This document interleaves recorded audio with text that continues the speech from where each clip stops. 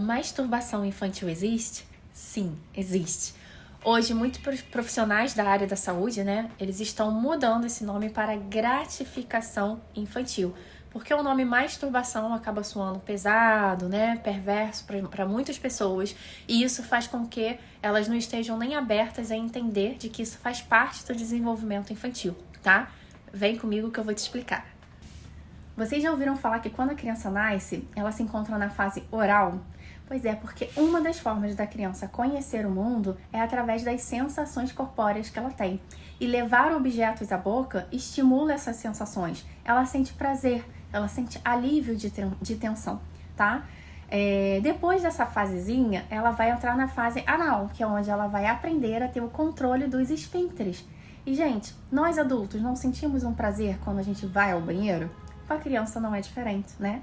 E aí ela entra na terceira fase do desenvolvimento, que é a fase fálica, que é onde ela começa a descobrir os órgãos genitais dela. Ela começa a reparar que o órgão genital do outro é diferente do seu, né? Ela começa a ter curiosidade sobre o seu próprio corpo. Depois a criança ela vai entrar numa fase de latência, onde a gente diz que o prazer ele fica praticamente ali latente, né? E a criança se volta para o mundo social. E por último, a fase genital, né? Que é a fase da adolescência. E a gente sabe que os adolescentes, eles sentem prazer ali na genital, mas o prazer, ele tá ali no corpo todo, tá, gente? Então, vamos voltar aqui para a masturbação infantil. Quando a criança, ela começa a ter curiosidade sobre o seu próprio corpo, ela se toca. E esse se tocar, gente, não é por maldade, não é pensando no ato em si, tá? Esse pensamento é de um adulto. A criança tem apenas uma curiosidade, tá? Então, isso começa ali por volta de uns 2 anos de idade e tem o ápice ali mais ou menos com 5 aninhos de idade. E depois isso tende a diminuir, tá? Essa é uma ótima oportunidade para a gente trabalhar sobre educação sexual com a criança, tá? Inclusive de prevenção de abuso sexual. Quem pode tocar no seu corpinho, quem não pode, tá? Isso é muito importante para a criança. Quando você vê a sua cria, tendo um estímulo ali nos seus órgãos genitais, é importante você conversar com a criança sem tabu, tá? Sem mostrar pra criança que isso é nojento, que isso é horrível, porque isso é algo natural do ser humano, tá? E explicar de que ela não pode fazer isso na frente de todo mundo, que ela tem que fazer isso sozinha.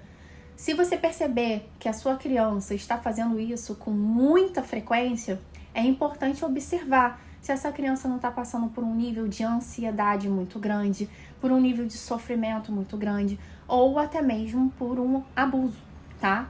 Agora, se a criança faz isso uma vez ou outra, isso tá tudo dentro do normal, tá dentro da fase do desenvolvimento da criança, e isso é saudável. Por que a criança gosta de fazer isso? Porque existem terminações nervosas nos órgãos genitais. Então, ela sente ali uma coceirinha, um prazerzinho, que dá um alívio de tensão, da mesma forma como ela tinha quando chupava a chupeta, quando chupava o tetê, quando levava a mãozinha à sua boca, tá bom?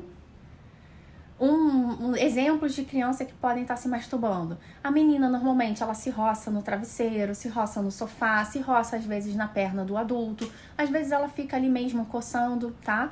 O menino fica ali mexendo no piu-piu o tempo todo, tá? Então, isso são alguns exemplos de que a criança ela pode estar ali praticando a gratificação infantil, tá? Gente, entender e estudar sobre o desenvolvimento infantil faz com que a gente tome atitudes mais conscientes, coerentes e respeitosas com as nossas crianças, tá? Se você quer educar de forma leve e gentil, sim, isso é possível. Me segue aqui para mais dicas.